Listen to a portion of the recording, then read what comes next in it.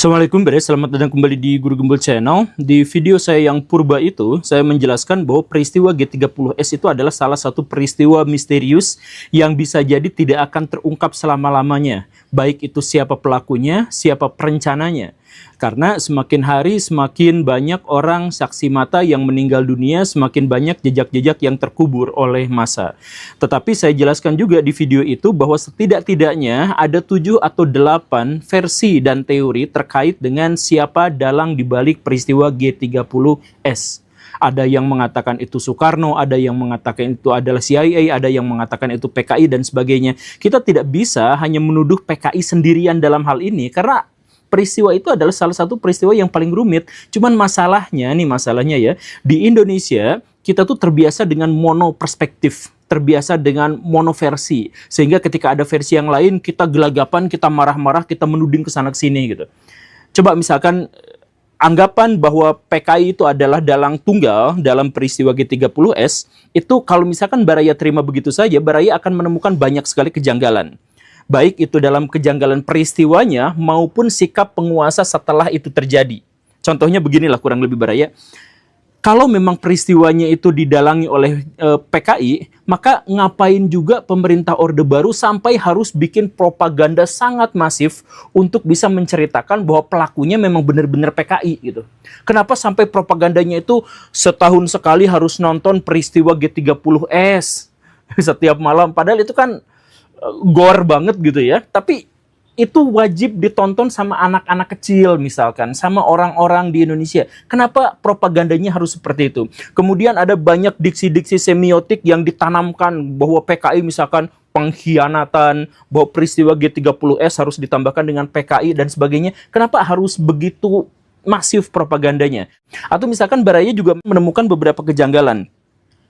Bagaimana ceritanya orang-orang di Indonesia yang menjadi pahlawan nasional atau orang-orang yang memiliki jasa yang luar biasa terhadap negara, kalau dia berhubungan dengan komunis, maka jejaknya akan dihapuskan.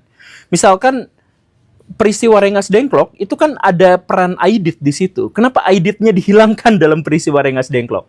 Atau misalkan Tan Malaka. Tan Malaka itu betapa besar jasa dan pengaruhnya terhadap kemerdekaan Indonesia. Dialah yang mendirikan negara Indonesia secara teoritis. Tapi kenapa anak-anak SMA kita tidak pernah diajarin dan diceritakan tentang Tan Malaka? Karena dia adalah komunis.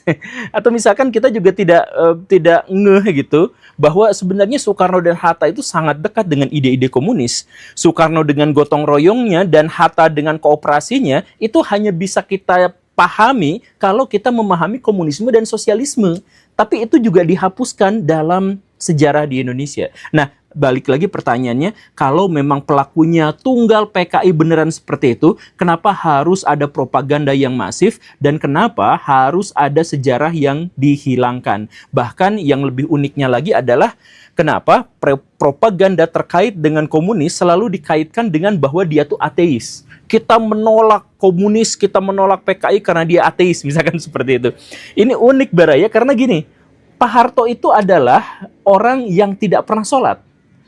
Dan dia tuh tidak pernah berpuasa juga. Dan dia tuh mengatakan berkali-kali bahwa dirinya itu adalah abangan. Kecuali tahun 90-an kesekian gitu ya, ketika dia dalam tanda kutip mu'alaf gitu. Tapi sebelumnya beliau itu adalah pure abangan. Beliau itu anti terhadap istilah-istilah yang islami, syariah, dan lain sebagainya. Bahkan dia tuh komplain kalau ada yang ngomong Assalamualaikum warahmatullahi wabarakatuh gitu. Tapi walaupun beliau itu begitu, tapi kenapa ketika dia menceritakan tentang PKI, dia menceritakan bahwa PKI itu adalah anti agama, bahwa PKI itu adalah ateis gitu. Nah ini kan sebenarnya juga adalah sesuatu yang unik. Ada apa sebenarnya dalam pemerintahan Orde Baru sampai dia mempropagandakan PKI sedemikian rupa gitu. Nah di episode ini kita akan sama-sama menjelaskan secara lebih detail lagi tentang salah satu versi bahwa pelaku dari G30S itu bukan PKI. Tapi pihak lain. Simak videonya sampai tuntas. Kalau berani dihujat, yuk kita mulai. Pada tahun 1960-an, tidak ada satupun negara di Asia Tenggara yang bikin risau dan galau Amerika Serikat layaknya Indonesia. Kenapa seperti itu? Karena Indonesia adalah sebuah wilayah yang sangat luas, dengan populasi manusia yang sangat banyak, dan sumber daya alam yang sangat melimpah. Ditambah lagi posisinya yang sangat-sangat strategis. menjadi jembatan ke Australia dan Selandia Baru, kemudian menjadi penghantar dari setengah populasi global yang ada di dunia. Ya, di situ itu di Selat Malaka. Nah, dengan populasi dan posisi Indonesia yang seperti itu, Indonesia pada waktu itu terancam akan masuk ke blok timur, akan bersekutu dengan Cina dan Uni Soviet, dan karena itu menjadi musuh bagi Amerika Serikat. Amerika Serikat panik pada waktu itu. Karena apa? Pertama, tentu saja, kalau misalkan Indonesia masuk ke dalam blok timur, maka sumber daya yang melimpah itu akan menjadi musuh Amerika Serikat. Populasi yang besar itu akan menjadi milik musuhnya Amerika Serikat. Dan wilayah yang sangat strategis itu akan juga mengkhianati Amerika Serikat. Itu kan fatal sekali. Nah, makanya Amerika Serikat itu pada waktu itu berpikir keras bagaimana caranya agar Indonesia itu minimal banget netral. Tidak berpihak pada blok manapun, itu minimal. Syukur-syukur kalau mau ke blok barat gitu. Dan pada waktu itu posisinya adalah Asia, kebanyakan Asia Timur dan Asia Tenggara itu sudah merah, sudah komunis. Vietnam sudah komunis, Cina tentu saja komunis, kemudian Myanmar itu juga sudah komunis, kemudian Laos itu juga komunis, Kamboja itu juga sudah komunis. Kalau Indonesia juga komunis, itu bisa habis. Apalagi sahabat-sahabat Amerika Serikat di sana, Australia terlalu terpencil, kemudian Filipina terlalu lemah, Taiwan sudah hampir tidak bisa diharapkan. Nah, di tengah kegalauan Amerika Serikat Indonesia gabung ke blok timur itu atau blok kiri itu, ada sebuah berita dari intelijen mereka. Pak Amerika, sini Pak Amerika, saya ada berita bahwa Presiden Indonesia itu memang benci peradaban Barat, iya. Bahwa mereka cenderung pada komunis dan PKI itu juga iya. Tapi di angkatan daratnya itu anti luar biasa terhadap komunis, anti terhadap blok timur. Dan di antara mereka itu juga ada kelompok-kelompok agamawan yang mereka beroposisi terhadap Bung Karno dan mereka juga anti terhadap komunisme. Nah, Amerika Serikat senang dengan ini. Wah, kalau kita tidak bisa membujuk Soekarno untuk pro terhadap kita, setidaknya kita bisa membujuk oposisinya. Ya benar itu Pak. Selidiki lagi. Setelah diselidiki ada perkembangan berikutnya bahwa Angkatan Darat sebagai pihak yang paling berpotensi untuk menggagalkan keinginan Soekarno masuk ke blok timur itu ternyata juga terdiri dari dua faksi besar. Faksi yang pertama itu adalah faksi elitis. Ahmad Yani, D.I. Panjaitan, S. Parman, itu adalah tentara-tentara Angkatan Darat yang sangat loyal terhadap Bung Karno tapi tetap benci sama komunis. Jadi mereka menentang komunis tapi dengan cara yang lebih kompromistis.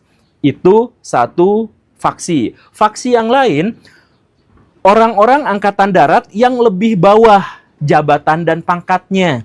Tetapi mereka lebih ekstrim melawan komunisme. Orang-orang itu diantaranya adalah Pak Harto, Gatot Subroto, dan lain-lain. Nah, orang-orang ini itu adalah orang-orang yang benci banget sama komunis, termasuk juga benci sama Bung Karno. Dan mereka tidak akan mengambil jalur kompromistis dan diplomatis untuk mengatasi orang-orang komunis. Nah, setelah mendapatkan kabar itu, maka Amerika Serikat langsung gercep, ngajak Inggris, sini Gris. Ayo kita eksploitasi nih orang nih. Ada Ali Murtopo, ada Gatot Subroto, ada Soeharto. Kita deketin mereka. Mereka akhirnya berkomplot. Datang ke Soeharto, ngomong ke sana ke sini, dan seterusnya dan seterusnya. Akhirnya terjadilah sebuah konspirasi besar. Dan dalam konspirasi itulah akhirnya diketahui bahwa Soeharto memiliki motif yang jauh lebih besar untuk bisa menghajar komunis. Bukan hanya gara-gara dia bermasalah secara ideologis, tapi dia punya banyak alasan lain. Alasan yang pertama itu tentu saja adalah bahwa Soeharto itu Angkatan Darat. Dan karena dia Angkatan Darat, maka dia itu adalah seorang yang sangat-sangat nasionalis. Dan karena dia adalah seorang yang sangat nasionalis, dia benci komunis, karena komunis menawarkan internasionalis. Itu adalah yang pertama dan itu standar banget untuk semua Angkatan Darat. Sama seperti semua orang. Tapi alasan kedua kenapa Soeharto sampai digadang-gadang bisa melakukan tindakan yang ekstrim untuk melawan komunis, itu adalah karena Soeharto mewakili Angkatan Darat yang benci pada atasan-atasan mereka. Jadi Soeharto tuh benci pada Ahmad Yani, Soeharto tuh benci pada Suprapto, Soeharto tuh benci pada Panjaitan. Karena apa? Karena orang-orang yang dimaksud itu dianggap mengkhianati tentara-tentara yang lebih bawah, bahwa mereka tinggal di menteng, bahwa mereka bergelimang harta kekuasaan, bahwa mereka punya akses terhadap korupsi. Lihat perutnya ada yang buncit-buncit seperti itu. Mereka tidak lagi seperti tentara, mereka udah seperti birokrat yang haus kekuasaan dan bergelimang harta korupsi. Soeharto benci luar biasa terhadap orang-orang semacam itu. Jadi angkatan darat yang bawah-bawah itu harus berjuang dulu, harus berperang dulu, harus dapat pangkat dulu untuk dapat makanan enak. Sedangkan orang-orang menteng itu yang dia kelak disebut pahlawan revolusi itu mereka hidup bergelimang harta kekayaan. Kok bisa seperti itu? Maka Soeharto itu sebenarnya iri dan marah terhadap orang-orang itu. Dan alasan yang ketiga, kenapa Soeharto bersedia untuk melakukan tindakan-tindakan yang ekstrim untuk mengatasi masalah komunis di Indonesia adalah karena Soeharto tuh punya dendam pribadi dengan Ahmad Yani. Nah, ini ada catatan yang unik, Baraya. Kalau misalkan kita cek dalam sejarah, Ahmad Yani dan Soeharto itu adalah seperti Naruto dengan Sasuke gitu. Mereka itu punya hubungan yang cukup kompleks di situ dan sebenarnya rival abadi dalam tanda kutip. Coba kita misalkan cek ya. Soeharto dan Ahmad Yani itu usianya hampir sama. Yang satu dilahirkan tahun 1922, yang satu 1921. Lahir sama-sama di bulan Juni dan sama-sama orang Jawa non-priai. Jadi mereka itu dikuasai oleh tradisi Jawa yang sama-sama pekat terkait dengan hierarki. Kemudian mereka juga sama-sama mendaftar di Dinas Militer Belanda, Kenil, itu pada tahun 1940. Jadi mendaftarnya sama, satu angkatan, kemudian dua-duanya juga cepat sekali untuk naik pangkatnya. Karena dua-duanya adalah orang yang hebat secara militer. Dan mereka cepat mendapatkan gelar sersan. Ketika Soeharto mendapatkan gelar pangkat sersan, maka Ahmad Yani pun mendapatkannya. Kemudian ketika Jepang datang dan militer Belanda menyerah, maka Soeharto dan Ahmad Yani juga secara kebetulan sama-sama bergabung dengan PETA. Dan sama-sama menjabat sebagai komandan peleton. Jadi mereka itu bersaing terus tapi selalu di level yang sama antara Soeharto dengan Ahmad Yani itu. Kemudian ketika akhirnya Jepang juga dikalahkan, maka mereka kompak masuk BKR. Lalu kompak masuk TKR yang kelak menjadi TNI. Mereka sama-sama menduduki pangkat sebagai letnan kolonel. Dan di akhirnya pada tahun 1950 mereka sama-sama berpangkat kolonel. Nah, ini kan jadi sama semuanya. Nah, yang akhirnya menjadi pembeda, jadi mereka tuh bersaing terus dua-duanya gitu ya, sama balap-balapan gitu. Yang akhirnya menjadikan pembeda itu adalah di tahun 1950 Pak Harto ketahuan korupsi gula. Dia tuh penyelundup. Jadi Pak Harto itu, saya mohon maaf ya, tapi Pak Harto itu adalah salah satu orang yang sangat permisif terhadap korupsi. Bahkan Pak Harto itu sejak awal dia itu koruptor gitu. Nah, ketahuan pada waktu itu, siapa yang mengetahuinya? Ahmad Yani. Jadi karena mereka tuh berseteru, mereka itu rivalitas gitu ya, mereka itu El Clasico gitu, satu sama lain. Nah, akhirnya pas Pak Harto ya melakukan korupsi, disidiknya sama Ahmad Yani, ketahuan, itu sampai digampar di muka umum. Pak Harto itu ditampar sama Ahmad Yani di muka umum gitu. Nah, ini kan sebenarnya menjadi sesuatu yang sangat membekas dalam diri Pak Harto gitu, bahwa dirinya ditampar di dalam ruang lingkup tentara oleh rival abadinya gitu. Karena dia ketahuan melakukan kesalahan. Maka Soeharto itu sebenarnya keselnya luar biasa tuh secara pribadi terhadap Ahmad Yani itu begitu. Dan setelah itu karirnya kan langsung mandek gitu. Hampir bahkan dipecat dari dinas militer gitu. Untungnya pada waktu itu tidak jadi, tetapi kan akhirnya karirnya mandek gitu. Nah, ketika karirnya mandek seperti itu, Ahmad Yani naik pangkat terus sampai akhirnya menjadi Kasad. Nah, jadi dalam situasi tahun 1960-an, ketika Ahmad Yani bergelimang harta kekayaan, ketika Ahmad Yani juga dituding dan disinyalir bagian dari koruptor dan sebagainya, Soeharto mau korupsi mau tidak sudah dicap sebagai koruptor dan dia tidak lagi bisa naik ke pangkat tertingginya karena kesulitan-kesulitan itu. Nah, makanya ketika ada tawaran dari CIA, tawaran dari M1, MI6, ya yang gitulah, yang dari Inggris itu Itu Soeharto tuh antusias dan siap melakukan tindakan-tindakan yang ekstrim untuk bisa melenyapkan musuh-musuhnya sekaligus. Siapa? Bung Karno yang dekat dengan komunis dan sudah terlalu uzur. Ahmad Yani dan deretan orang-orang militer yang sudah tidak lagi peduli dengan dunia kemiliteran. Kemudian orang-orang komunis yang harus dimusnahkan. Nah, makanya gimana caranya untuk membabat mereka semua sekaligus dalam satu pukulan? Caranya kita sudah membicarakan di banyak episode, tetapi di episode ini saya langsung aja loncat. Coba Baraya misalkan perhatikan baik-baik. 30 September tahun 1965, ada peristiwa penculikan dan pembunuhan terhadap jenderal-jenderal. Dewan Jenderal itu dalam tanda kutip ya. Siapa pelakunya? Pelakunya diantaranya adalah Untung, Latif, Syam Kamuruzaman. Mereka semuanya adalah anak buah Pak Harto. Jelas, tegas, pasti. Mereka adalah anak buah Pak Harto. Kemudian mereka semua dibekali oleh 2 batalion tempur pasukan. Batalion apa saja itu? Ya banyak sebenarnya, tapi ada batalion 530 dan batalion 453. Dan semua batalion itu juga ada di bawah wewenang Soeharto. Dan bukan hanya mereka, ada lebih banyak lagi, tetapi ditegaskan bahwa 2 dari 3 pasukan yang bergerak untuk menculik para jenderal-jenderal itu sudah dikasih arahan sehari sebelumnya oleh Soeharto. Udah di bawah Soeharto, komandan-komandan mereka di bawah Soeharto, sehari sebelumnya di briefing sama Soeharto juga, tapi pas kejadian tiba-tiba yang dituding itu adalah PKI. Gimana ceritanya, Baraya? Coba Baraya pikirkan sebaik-baiknya, coba Baraya cek batalion mana saja dan lihat latarnya. Apa hubungannya dengan Soeharto? Baraya cek Untung, Baraya cek Latif, Baraya cek Syam Kamuruzaman, cek semuanya, profil, karirnya, semuanya ada nggak hubungannya dengan Soeharto? Hubungannya bukan hanya dekat, tapi mereka itu memang memiliki hubungan hierarkis dan hubungan personal. Tapi bahkan dengan fakta segamblang itu, 90% rakyat Indonesia justru malah menuding bahwa pelakunya itu adalah PKI. Coba kalau misalkan Baraya lihat peristiwanya aja, ini kayaknya udah cenderung ke Amerika Serikat, cenderung ke Soeharto, cenderung ke agen-agen dari luar negeri gitu ya.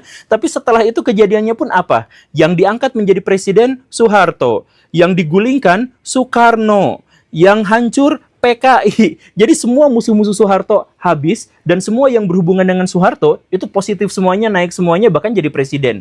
Dan setelah itu apa? Perusahaan-perusahaan Amerika Serikat datang ke Indonesia, kemudian Freeport dikasihin ke Amerika Serikat, kemudian apa juga. Jadi semuanya itu keuntungannya untuk mereka. Dengan fakta segamblang itu pun masyarakat kita masih aja percaya bahwa PKI adalah pelaku tunggal dari peristiwa G30S. Seberapa rendahkah literasi kita? Segitu. Ya, sekali lagi Baraya, saya tidak menuduh Pak Harto sebagai satu-satunya dalang. Saya di berbagai kesempatan juga mengatakan bahwa ini adalah masalah yang kompleks, masalah yang problematik gitu ya, dan harus ditinjau dari berbagai perspektif. Tapi menyebut bahwa pelaku tunggalnya adalah PKI itu keterlaluan, Baraya. Itu adalah salah satu hasil dari doktrin, hasil dari propaganda. Dan kalau Baraya masih percaya dengan itu menunjukkan bahwa latar akademik Baraya itu memang masih sebatas itu gitu. Makanya silahkan banyak baca, silahkan banyak berpikir, silahkan banyak bertanya. Semoga dengan itu kita memiliki pengetahuan yang lebih luas, bukan terus-terusan menghakimi, mendikte dan menjelekan pihak lain yang berseberangan dan berbeda pendapat dengan kita. Saya akhiri videonya di sini saja untuk memberikan kesempatan kepada otak Baraya untuk berpikir lebih luas dan terbuka. Terima kasih karena sudah menyimak video yang menggantung ini. Assalamualaikum warahmatullahi wabarakatuh.